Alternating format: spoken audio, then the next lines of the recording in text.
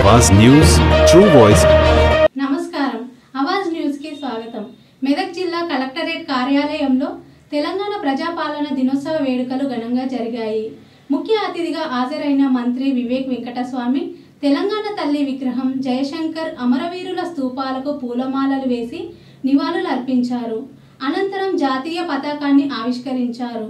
ఈ సందర్భంగా ఆయన మాట్లాడుతూ సెప్టెంబర్ 17 తెలంగాణ చరిత్రలో కీలకమైన రోజు అని, తెలంగాణ అభివృద్ధి అమరుల త్యాగాల ఫలితమని పేర్కొన్నారు। చాకలి ఐలమ్మ, మల్లు స్వరాజ్యం, ఆరుట్ల కమలాదేవి వంటి పోరాట యోధులను స్మరించారు। జిల్లా ప్రజల సంక్షేమానికి ప్రభుత్వం కట్టుబడి ఉందని, కొత్త రేషన్ కార్డులు మంజూరు చేస్తున్నామని తెలిపారు। 2 నిమిషాల్లో సభా ప్రాంగణానికి రాబోతున్నారు। నిత్య చైతన్యమూర్తులు, జ్ఞాన ప్రతిభా వ్యక్తులు, సతతం ప్రజా సంక్షేమం కోసం పరిశ్రమించే దయార్థ హృదయులు, అభ్యుదయపరంలో అద్భుతపల్లి రోహిత్ రావు గారికి ఉదయపూర్వక స్వాగత సుమాంజలు ఆవిష్కరిస్తూ ఉన్నాం। చక్కగా అమరవీరుల స్తూపానికి వారు నివాళులు అర్పిస్తూ ఉన్నారు।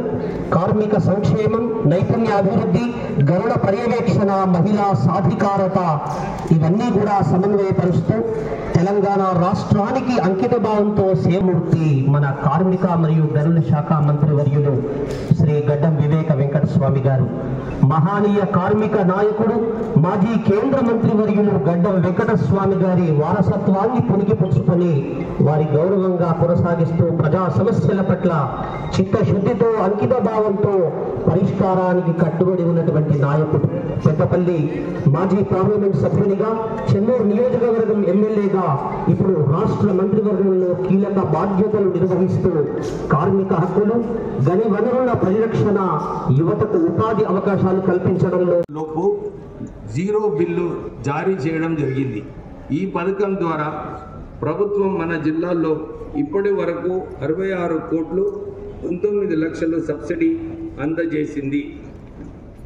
వ్యవసాయ శాఖ రైతు భరోసా వానాకాలము 2025 సంవత్సరమునకు గాను మొత్తము 2,62,043 రైతులు ఖాతాలో 220 కోట్ల 84 లక్షల రూపాయలు అందజేయడం జరిగింది। పతాకావిష్కరణ కార్యక్రమం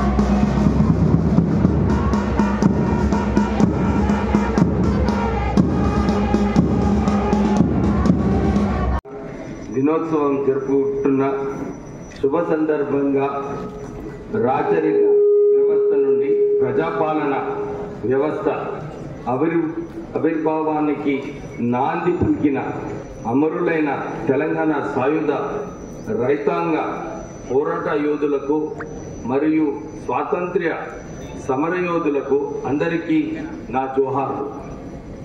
సెప్టెంబర్ 17 తెలంగాణ చరిత్రలో కీలకమైన రోజు। తెలంగాణ ప్రాంతం భారత యూనియన్లో చేరి ప్రజాపాలన మొదలై నేటికి 77 సంవత్సరాలు పూర్తి చేసుకొని 78వ సంవత్సరంలోకి అడుగు పెడుతున్న శుభ సందర్భంగా హాజరైన ప్రజాప్రతినిధులు, అధికారులు, అనధికారులు, పాత్రికేయులు, ఉద్యమకారులకు, కార్మిక, కర్షక, విద్యార్థులకు, జిల్లా ప్రజలందరికీ శుభాకాంక్షలు। నేడు ఈ స్వచ్ఛ